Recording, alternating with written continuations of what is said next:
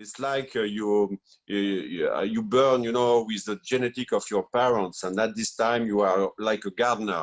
You need to improve it, and you need only to focus about the functional way and the face to improve really the growth and the face for the patient. So the orthodontic treatment for me is like we say all the time, if you see something on a patient, and decide to do nothing, it's a crime, because there is no profession in the world who sees something happen and to say, yeah, it's malfunction, and you wait. Why to wait? I think because why we wait? Because it's the question we need to answer after, and why is because it's not so easy. It's not the same to treat a child, a kid's like to treat an adult or a teen. It's another way. It needs to be another treatment. It needs to be another chair, another room. It's another mind, but we need to do it because it's the only way for the medical part of the orthodontic treatment in the world. So I'm really happy to be here. I'm really honored to be the president with Kevin Boyd. I'm really honored to have all this panel discussion with you. I want that each of you discuss and explain what you think about this way. But really, for me, there is only one way, and it's a crime to not do this treatment. So I will do my best, to explain to the world how we can change it, how we can improve, and how we can share our knowledge together. Thank you. It's really a privilege and exciting opportunity to be on this journey with you. The theme for the entire Congress this year is myofunctional orthodontic intervention at the earliest age possible for the most amount of people. And it's really quite the opportunity to be able to envision the formation of a global scientific society and clinical society, educationally oriented as well, that has the possibility to transform lives. So we're really excited about that. That's one of the reasons why we picked the theme this year as we did. And we are headquartering this institution in Geneva, Switzerland. Dr. Justin Lee is on the board of the Asian Pediatric Orthodontic Society. He's a professor at Seoul National University. He is a very passionate believer in early intervention. He's even established training facilities in rather large pediatric centers in India, where he travels from his, I would say, giant practice in 2 5-story buildings in Gangnam in Seoul, Korea, to India several times a year, where he's established a training center out of his passion for helping little kids. So thank you very much for your work and for joining the EPOS board. Yeah, thank you very much for your kind introduction. It's my pleasure and honor to participate in this wonderful group.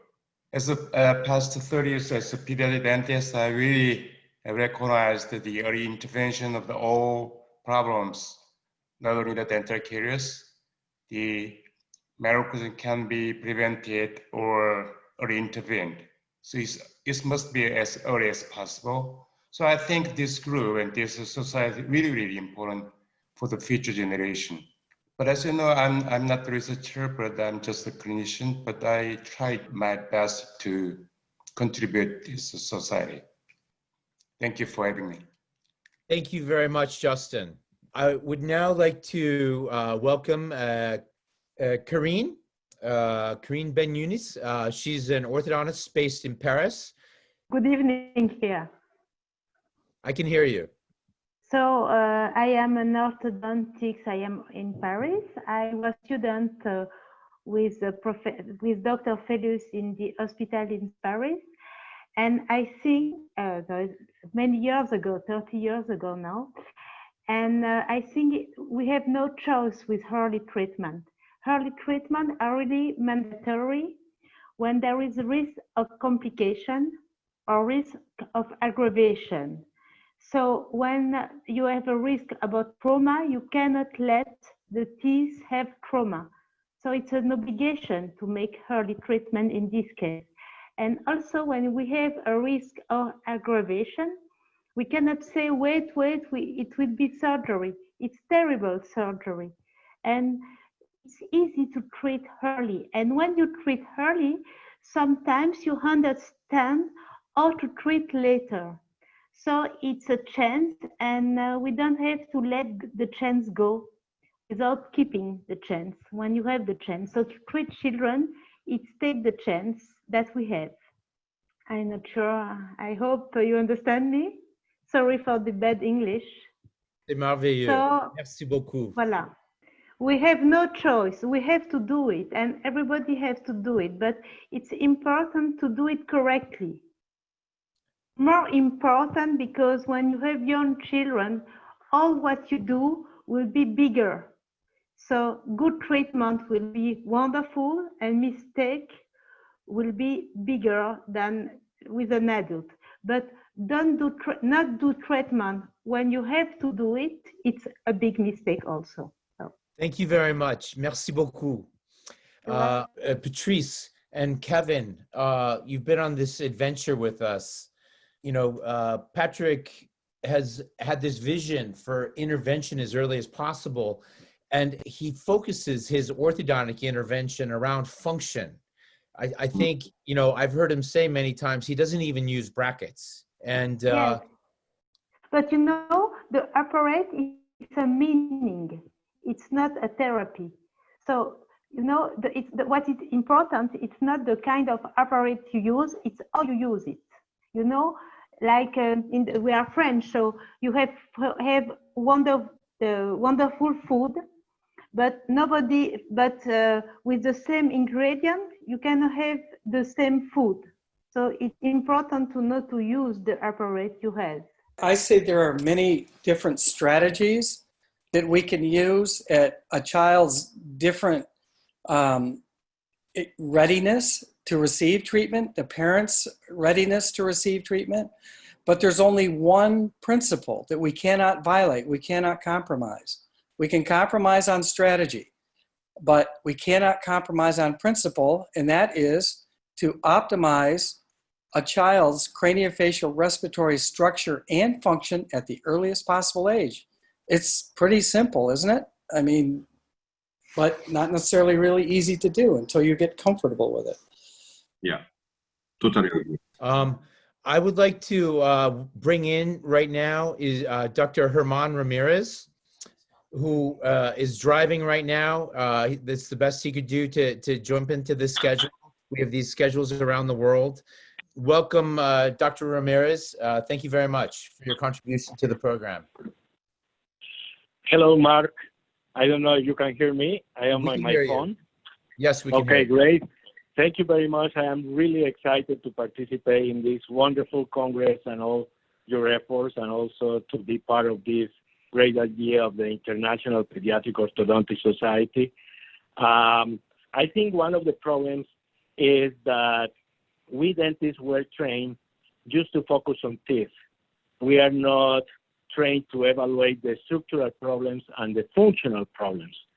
And the other paradigm that we have to change is that the dental community is spreading the word that normally when we do early intervention, we need to do a further treatment later. And that is not true. If we start at early age and we focus on treating all the structural functional problems, we can have a very successful result with stability along the life.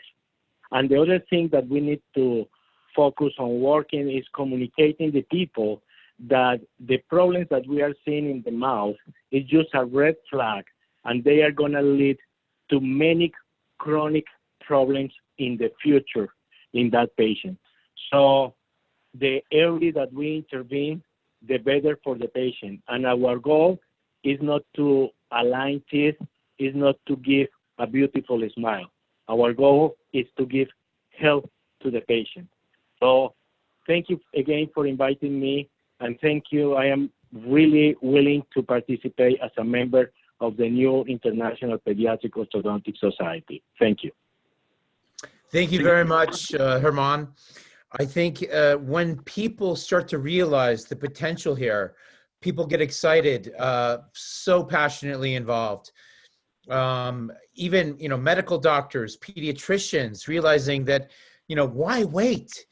I mean, something just for point of discussion and clarification, orthodontic intervention in terms of guidance around the world, I think kind of consensus for orthodontic societies is around age 11, and maybe early on is considered age 7. But what we know from our studies and some of our brilliant presentations, like from Dr. Karen Sproit from INSERM in France, or Dr. Shannon Sullivan, is that if we wait to intervene past age 6, these children's brains will be permanently, how do you say without being indelicate, but they'll have a capacity that not optimal. You could say affected. Okay, that's a polite way of putting it. But there's going to be issues where they show up with ADHD, on the spectrum, different kinds of disorders, autism. There was a landmark study from Karen Bonnick published in Pediatrics in 2012 with Ron Chervin that looked at 11,000 children in the NHS. It was retrospective data analysis, but these children who were mouth breathers, mild functionally disordered, I mean, they would consistently have 10 points less in IQ, 60% diagnosis with a behavioral condition. Really, regardless of economic background or education of the parents or the families, this is something we can intervene early on at early age. One of the founding board members for EPOS is Dr. Jade Miller, who's a trustee of the American Academy of Pediatric Dentistry. And, this is a leading organization and also a very big ship in this space, pushing for screenings at age 1. But I am so excited about the potential from our white paper on reimagining the first 1,000 days of life, and also our second white paper, which will be looking at pediatric orthodontic intervention at the earliest age possible. So we've got presentations with children at 12 months of age from Wilson Arago in Brazil. We've got early interventions from a great number of people, Dr. Lee. Really, there's so much that can be done at an early age. And I totally agree with that, Mark. And if you see my lecture, I present a case that I started treating at 4 months of age, and when the child was 5 years of age, totally treated and totally corrected. That is something that I have done all my life. Well, could I throw it out there? We have some of our speakers and some other, perhaps even residents, some guests of some of the chairs of the upcoming symposium panels.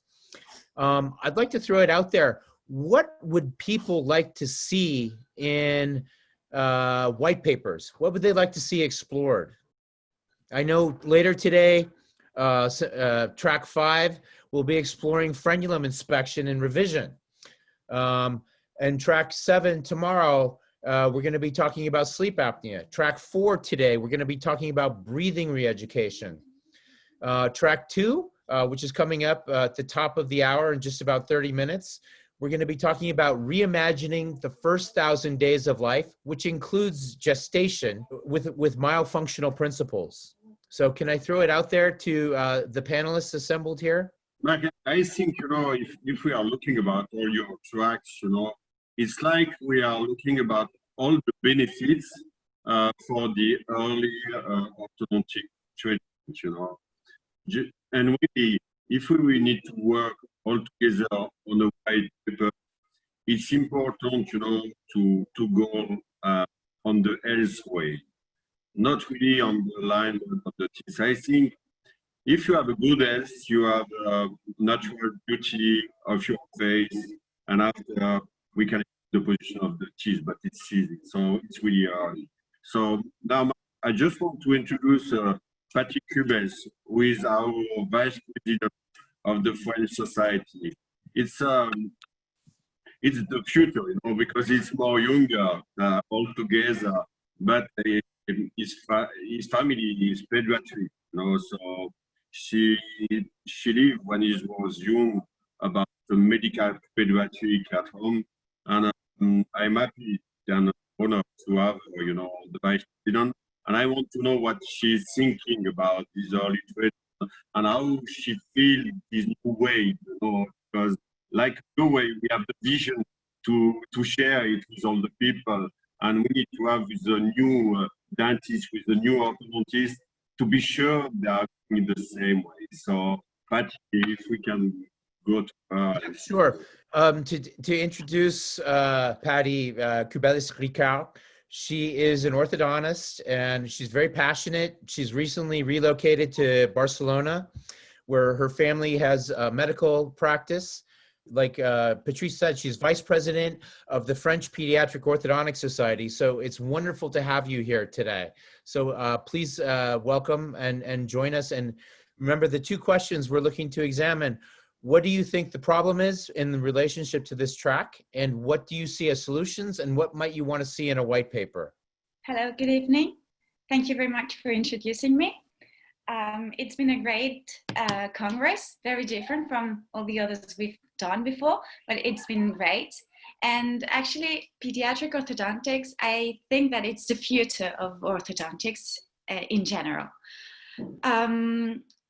What I would like to see, I would like to see all health professionals understanding what we are doing as pediatric orthodontics. I can see now that our fellow dentists sometimes do not understand what are we treating at early ages. And I've been asked sometimes by dentists, what are you going to do, put braces on 3 years old? I can see that they don't understand what is it about. I think that we are teeth-centered and we should be bone-centered. And I think that the way to make people understand what we are doing is, I think that pediatricians is the key to find a way to make people in general, parents, to understand what is necessary. And I think that the important thing is breathing for children and development, bone development, instead of teeth. Teeth will come later. And I do think that general orthodontist or dentist in general, the training that we receive doesn't prepare us to understand pediatric orthodontics needs. Thank you very much. These are great points, and I've been excited in the few conversations we've had, and I'm excited to see these young, new generation orthodontists, pediatric dentists, sleep specialists coming in. We've got a great new late-breaking paper, a meta-analysis from a team from University of Indiana and Stanford on myofunctional therapy and pediatric sleep apnea. And that will be coming in this week. We have some extraordinary work to do, but some key point that you made, you would like to see all health professionals understand what it is we're talking about. And I hear this complaint so often. Why can't we get the American Academy of Pediatrics? Why can't we get the American Academy of Pediatric Dentistry or other great, regulatory or position policy statement making organizations to weigh in? And I think part of the mission of this society is to create the science necessary for that story not only to be heard, but to be mandated, because it will be unavoidable. We know amongst ourselves clinically that we have something special here. We get results, but we need to do the kind of studies necessary to really allow for that story not only to be heard, but to be actionable and unavoidable in terms of action. Very much. Are really very happy with all the work we make. And with pediatric orthodontic, I have a very small office in Paris. In a place there is orthodontics, and people like very the results and you have big problem and you can find some resolution very easy. The people are very, very happy about that. Voilà. Hello. I'd like to welcome Dr. Patrick Fellis. Thank you very much. Patrick, please say a few words. Okay. It was very difficult for technical problems. So I have two main things, because in France it's rather particular because we have a recommendation about orthodontics, and it's a rule: you must treat before 6 some pathology, some dysmorphosis. For some dysmorphosis you can wait, but there is a lot of dysmorphosis you must treat early if you have a diagnosis. The problem is that in France, very few orthodontists take care of this recommendation, and they don't want to treat early. Why they don't want to treat early? The first thing is that they don't know how to treat. And early pediatric treatment, it's not to take braces, to take all the adolescence technique and do it for children. It's not the same. And if we want the pediatric orthodoncy rise in the world, the first thing is that the treatment will be efficient. And the treatment cannot be efficient if people don't know how to treat. And when people treat, we must take care that there is no relapse, because I saw lots of children who have been treated early by other practitioners, and 2 years later, it's the same, there's a great relapse. And so if you just treat the dysmorphosis and you don't treat the dysfunction, it's evident that we have relapse. So we must learn how to treat children, and we must treat how to have a myofunctional rehabilitation.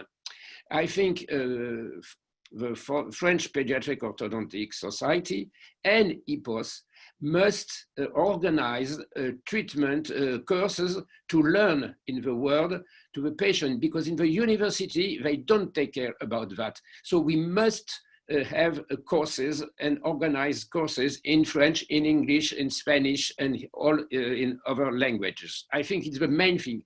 Treatment must be efficient. Treatment must not, there is no relapse, and people also must learn how to treat young children. Just really, I think if you look, Patrick, you know, he's an orthodontist, you know, for 40 years.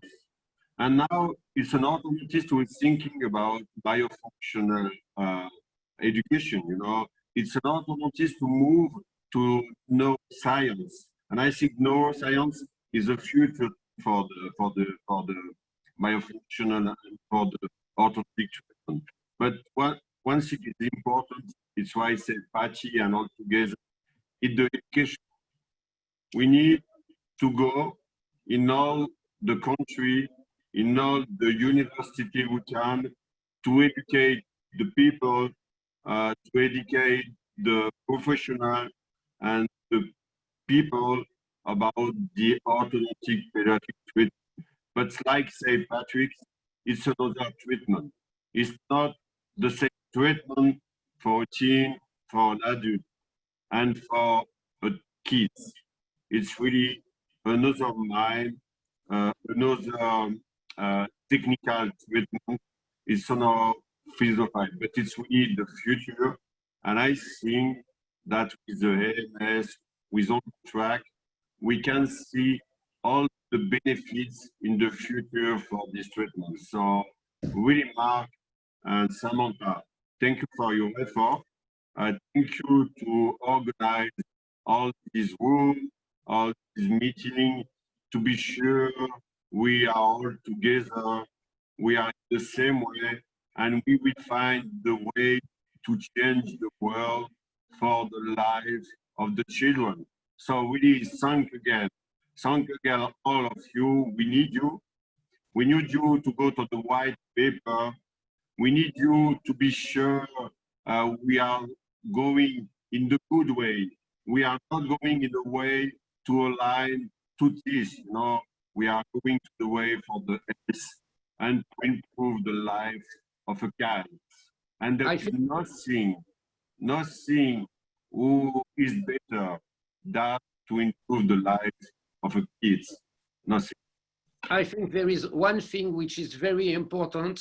We must have the help from pediatric dentistry, because pediatric dentists know very much more the patient, young patient, if they know how to treat. So we must learn orthodontic pediatrics to pediatric dentists and to orthodontists, and even to omnipractitioner, because practitioner can also, if they want, they have some orthodontic notion, they can also treat. So we must have courses, formation for pedodontists, for pediatric dentists, for orthodontists, and even for all the practitioners. So, do French dental schools have specialty training in pediatric dentistry? Do French dental schools offer postdoctoral training in pediatric dentistry? No. Anywhere else in Europe? Does anybody in Europe offer? No, they don't do. They, the pediatric dentist in French, the Société Française de Pédodontie, are very next the orthodontist, then ask the orthodontics to give some information, and orthodontists don't want the pediatric dentist do this part. So there is not really formation for the pediatric dentist, and we must learn our view, how to treat easily with a simple appliance, and not with braces, with mechanical and uncomfortable appliance. We've gone a minute over here, Okay. and I am so excited about this discussion, and it's going to carry on. And of course, you're both invited to come back in at the orthodontic intervention and myofunctional panel, which will happen in at 11 a.m. Pacific time, or 20 hours European time or Paris time. But right now, we're coming up on the end of this panel. I want to thank everyone.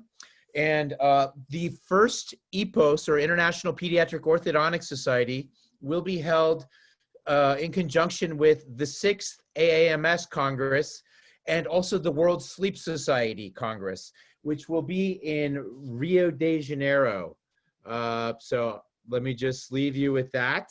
Rio de Janeiro, probably it's gonna be moved from September of 2021 to March of 2022. So everyone, go to aamsinfo.org, stay in touch with us. Thank you very much.